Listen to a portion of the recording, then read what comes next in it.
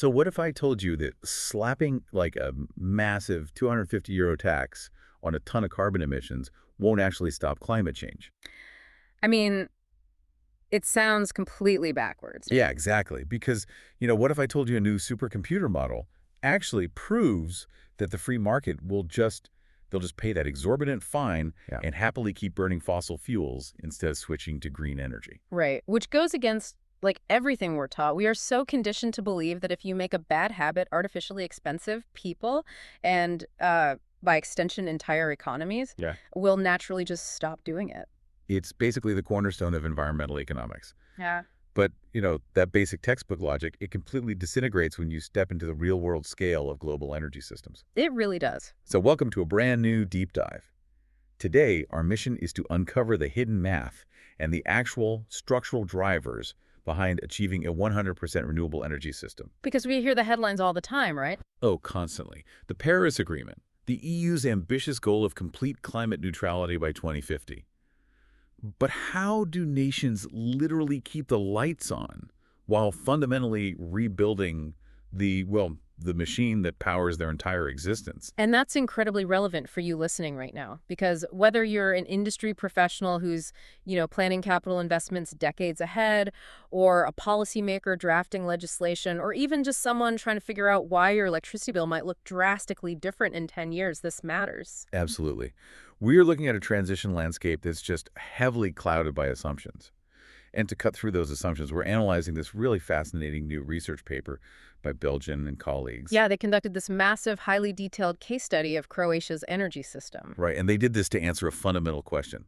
Like, is the transition to green energy going to be driven by the free market, making green tech dirt cheap? Will it happen because we tax fossil fuels into oblivion? Or, does it require hard, non-negotiable government mandates? Okay, let's unpack this. Because to understand why this paper is so groundbreaking, we have to look at what scientists were doing before it. The research gap. Exactly, the research gap. We have to ask why these researchers felt the need to build an entirely new supercomputer model in the first place. Right. I mean, were the old models just bad at math? No, not bad at math, but they were painting with an incredibly broad brush. What was crucially missing in the field of global energy transition modeling was a true granular understanding of flexibility. Flexibility. Okay, maybe what exactly in the context of an entire country's power grid? Meaning how a grid that relies heavily on variable renewable energy sources, or VRES, actually balances supply and demand. Oh, I see. Yeah, previous transition scenarios would basically just look at a year in totality. They'd say, okay, we need this much total solar and this much total wind over 365 days. Just a big aggregate number. Right. But they didn't sufficiently model what happens when the wind stops blowing across an entire region, or, the sun is blocked by heavy cloud cover for 3 days straight in the dead of winter. Wow. Okay, so it's like trying to plan a 30-year cross-country road trip, but you only look at the total mileage. That's a great way to put it. Like you're refusing to look at the daily traffic jams or incoming blizzards or whether the gas stations along the road are even open at night.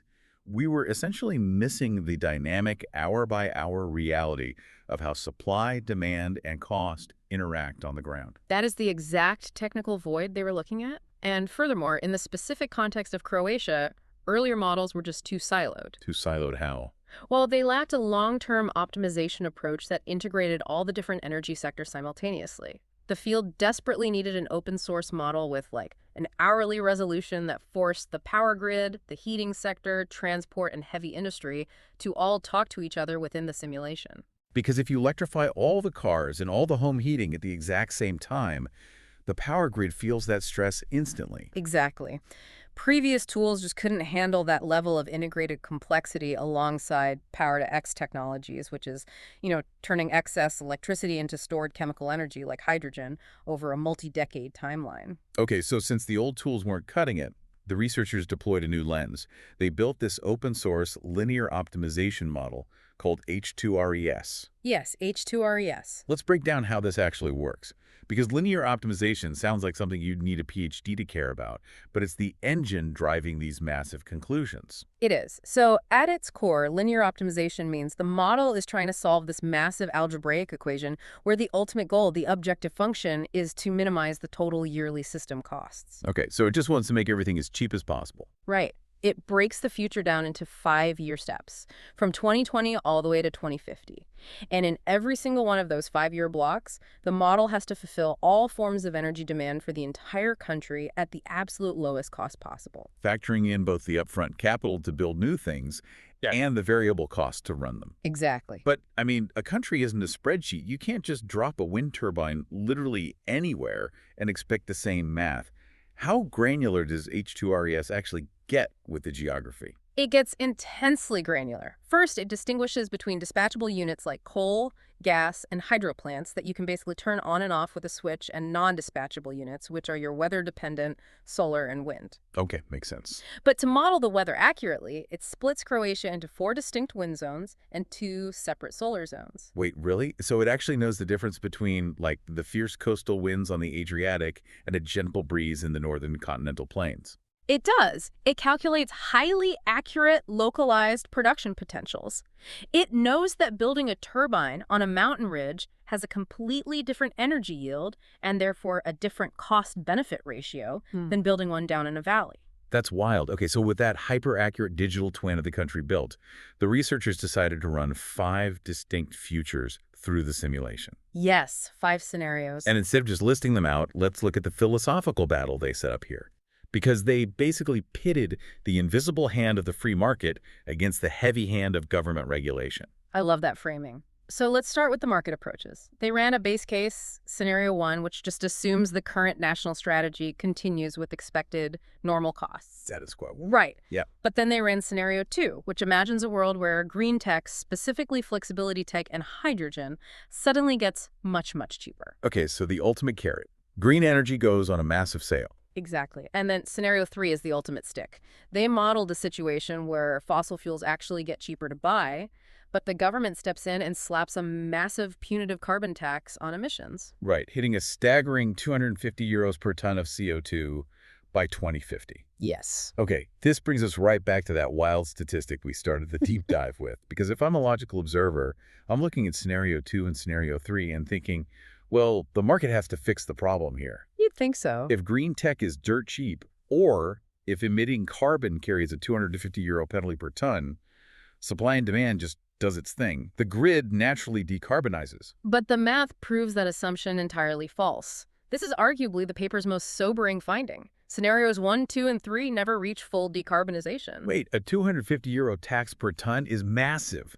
How could it possibly be cheaper for the system to pay that astronomical penalty than to just build few wind turbines and avoid the tax altogether? It comes down to the immense disparity between capital expenditure and operational expenditure, CapEx versus OpEx. Building an entirely new 100% renewable grid from scratch requires astronomical upfront capital. You have to build the turbines, the solar farms, the hydrogen electrolyzers, the massive storage tanks, and upgrade all the transmission lines all at once. So the initial price tag is just, it's too high for the model to stomach. Exactly. The model calculates that even with a 250 euro penalty on every single ton of carbon, the operational cost of running existing, already paid-for fossil fuel plants plus the tax is still cheaper over the system's lifetime than the capital cost of completely rebuilding the nation's infrastructure. That is crazy. The system simply optimizes for cost. It maxes out its allowed CO2 limits every single year, pays the fines, and avoids the massive capital expense. That is a fundamental breakdown of how we assume carbon taxes work. The model just treats the tax as a cost of doing business. Pretty much. So if the market fails to hit zero, what actually works? That brings us to scenarios 4 and 5. These scenarios introduce a hard, non-negotiable government mandate: 100% renewable energy and 0 CO2 emissions by 2050. Scenario 4 assumes normal tech costs, and Scenario 5 gives the model the benefit of lower tech costs. But the crucial factor is the legal limit. 0 means 0. And this introduces one of the most fascinating technical quirks of the H2RES model, something called perfect foresight. Let's explain the math here, because it's not just like a magic crystal ball. Right. So linear optimization models don't experience time the way we do. When H2RES is looking at the year 2025, it isn't making decisions in a vacuum. It possesses perfect foresight, because the absolute zero emission mandate for 2050 is written into its underlying algebraic constraints. Meaning? The equation literally cannot be solved unless emissions are exactly zero at the very end. Oh, wow. It's like playing a game of chess, where you're allowed to see your opponent's exact moves for the next 30 turns. That's a great analogy. You might deliberately sacrifice your most powerful knight early in the game, because you mathematically know you will need that specific square empty for your queen in the endgame. That is the perfect analogy. Because the model knows it must hit zero by 2050, it mathematically proves that it has to sacrifice short-term, cheap solutions and start building massive wind and solar projects immediately in the 2020s. So it eats the cost early. Yes, it initiates those heavy capital investments right from the start. But in the market scenarios, 1 through 3, where there is no hard zero-emission deadline. It procrastinates. Of course it does. Without the mandate, the model doesn't even begin major renewable capacity investments until 2030. It just coasts on the existing dirty infrastructure for another decade because that is the cheapest move for the current turn on the chessboard. It never sets up the end game. Man, so economics alone, whether it's the carrot of cheap technology or the stick of high carbon taxes, are just totally insufficient drivers. Completely insufficient. The free market will always find a loophole or delay investments, or simply choose to pay the penalty if given the choice. It requires strict legislative policy capping emissions at absolute zero to force those early investments. Yeah, without a legislative mandate, the energy transition just stalls out at good enough. Okay, so let's accept the math. Let's say we pass the laws. We mandate 100% renewables by 2050, putting scenarios 4 and 5 into effect. If policy forces our hand, exactly what machines, what hardware, is this supercomputer deciding to buy to keep our houses warm and the lights on? Right. Let's look at the nuts and bolts. Let's dive into the technical blueprint, starting with heating. Well, heating is a massive energy draw, especially in Europe. Initially, across all 5 scenarios, the model makes the exact same opening move.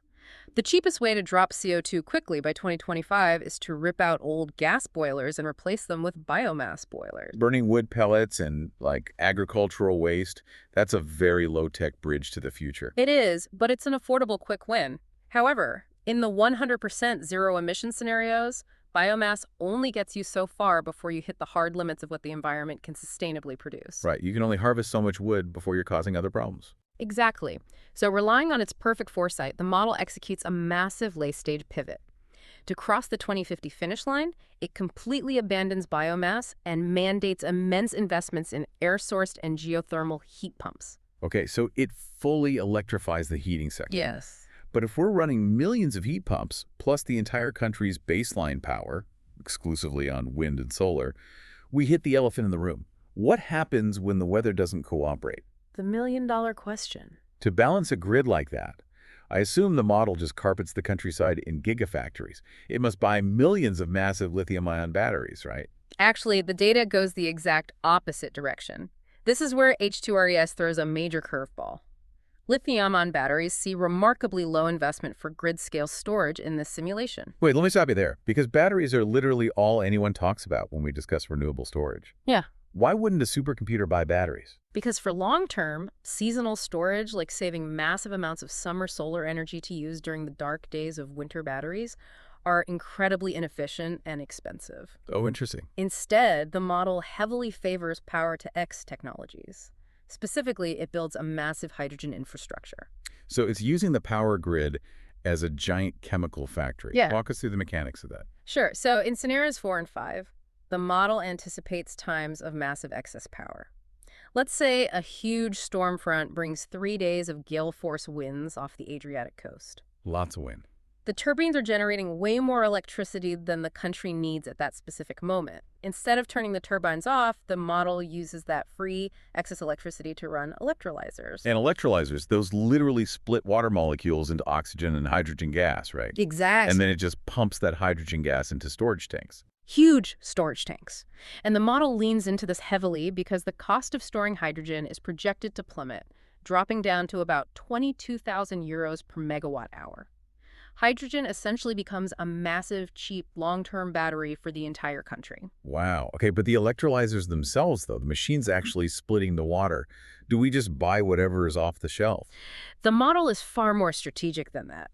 Initially, in the 2030s, it buys what are called alkaline electrolyzers. It buys them because they're a mature, relatively cheap technology. Makes sense. But as we get closer to 2050, the pressure to squeeze every single drop of efficiency out of the system reaches its absolute peak to hit that zero-emission target. Because at 100% renewables, the margins for error are razor thin. Exactly. So the model completely shifts its purchasing strategy. It pivots away from alkaline and starts investing exclusively in solid oxide, or SO electrolyzers. Why the hard switch to solid oxide? What makes them the endgame technology?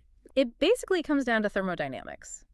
Solid oxide electrolyzers operate at incredibly high temperatures, often between 500 and 850 degrees Celsius. That is insanely hot. It is, and because they're running so hot, the thermodynamic energy required to split the water molecule is actually reduced. It makes them far more efficient at converting electricity to hydrogen than the colder alkaline models. Oh, I see. Yeah, and when you are legally forced to power an entire zero-emission country, that boost in efficiency is just everything. So we have this incredible hydrogen economy springing up on the math. Millions of heat pumps, massive fields of solid oxide electrolyzers humming away at 800 degrees. That is the survival blueprint for the mandate scenarios, S4 and S5. Correct. But let's look back at the market scenarios. Scenarios 1, 2, and 3. The ones with the heavy carbon taxes and the cheap tech, but no legal mandate to hit absolute zero. What happens to all this amazing hydrogen technology in those worlds? Absolutely nothing. Come on, if technology gets cheaper in scenario 2, surely the free market buys some solid oxide electrolyzers. I mean, it's a better machine. The investment drops to zero. Zero. Zero. Without a 100% renewable mandate, the model mathematically proves that complex flexibilization technology simply does not scale. Wow. The free market will never build a giant nationwide hydrogen infrastructure just because the parts went on sale. It only builds that infrastructure when the law dictates that it absolutely must balance a grid completely devoid of fossil fuels. So the technology is fundamentally dependent on the legislation. Making green energy technology cheaper is helpful. Slapping a hefty tax on carbon emissions is a deterrent. But this research proves through millions of hourly algebraic calculations that those economic levers alone won't organically lead us to a fully decarbonized grid. Exactly. The market optimizes for money, not for carbon. And that perfect foresight we talked about, the chess game. We need governments to provide that perfect foresight to the markets. By setting an unmovable target of zero emissions, policymakers force the board. They force the early, massive capital investments required in complex flexibility tech, like solid oxide electrolyzers. The market is just the passenger. Policy has to drive the car. So the next time you hear a debate over whether the free market or strict policy should lead climate action, you now have the mathematical receipts to know the answer. You do. But I do want to leave you with one final, slightly provocative thought to ponder, though. Oh, okay. Let's hear it.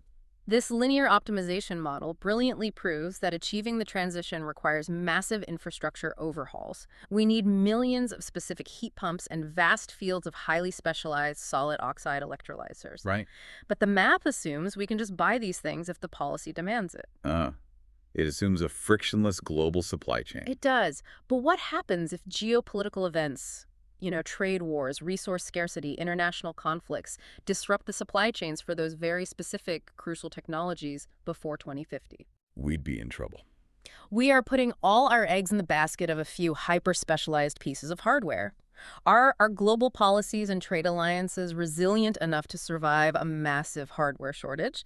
Because the model proves we need the machines to balance the grid, but it doesn't guarantee those machines will actually be available to purchase. Man, that brings us right back to our road trip analogy. We might finally have the perfect map. We might finally have the laws telling us exactly which destination we have to drive to, but none of that matters if we wake up one morning and find out we don't have any tires to make the journey. Exactly. Well, thank you so much for joining us on this deep dive. Keep questioning the numbers, keep looking closely at the policies shaping our future, and as always, keep questioning the world around you. We'll see you next time.